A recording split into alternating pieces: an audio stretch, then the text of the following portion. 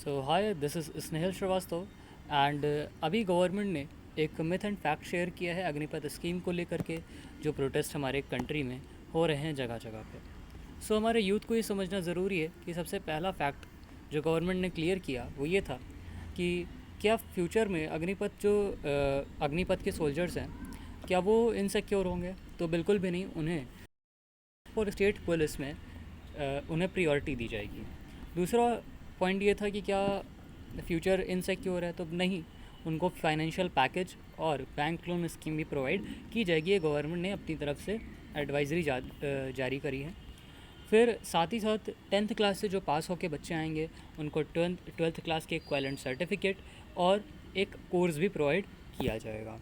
इसके बाद यहाँ पे लिखा है no consultation for former armed forces officer. तो एक्सटेंसिव कंसल्टेशन होगा with serving arm forces officer for last 2 years. मतलब कि एक कंसल्टेशन भी दिया जाएगा कहीं और पे काम करना चाहते हैं। तीसरा, Agnipath will harm the effectiveness of the arm forces. क्या इससे आर्म फोर्सेस इफेक्ट होगी? तो बिल्कुल भी नहीं, क्योंकि ये मेथड जो है मोस्ट ऑफ द कंट्रीज़ में पहले से है, और अगर ज़रूरत पड़ती है तो उसमें यूथ हमारा सबसे पहले आगे आता है जब भी कोई इमरजेंसी सिचुएशन आती है।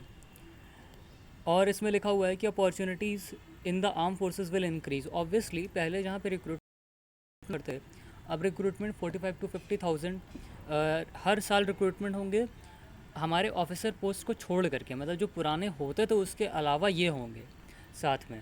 तो ये तो बहुत ही अच्छी बात है, यूथ को ज़्यादा मौका मिलेगा। और 21 ईयर ओल्ड क्या इमेच्योर है? तो बिल्कुल भी नहीं। जब भी इमरजेंसी की बात आती है वहाँ पे यूथ हमारा सबसे पहले आगे रहता है। और 21 ईयर्स एज इमेच्योर की एज नहीं है, बिकॉज़ 18 साल में आपके पास वोटिंग राइट्स आ जाते हैं। तो अगर इंसान के पास वोटिंग राइट 18 को आ रहे हैं तो फिर 21 साल में वो नेशन को सर्व बिल्कुल कर सकता है। Agniveer will be danger to society and join terrorist.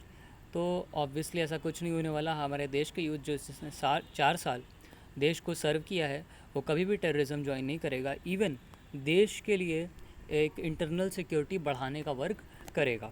तो ये सारे फैक्ट थे जो इंडियन गवर्नमेंट ने अपनी तरफ से क्लियर किए। मैं अपनी तरफ से रिक्वेस्ट करना चाहूँगा आप सबको कि कोई भी एक्सट्रीम स्टेप्स ना उठाएं। कुछ सोच समझ करके ही for the benefit of the country, for the benefit of the state ये कदम उठाए गए हैं। कृपया करके कोई भी एक्सट्रीम स्टेप्स ना उठाएं। Thank you.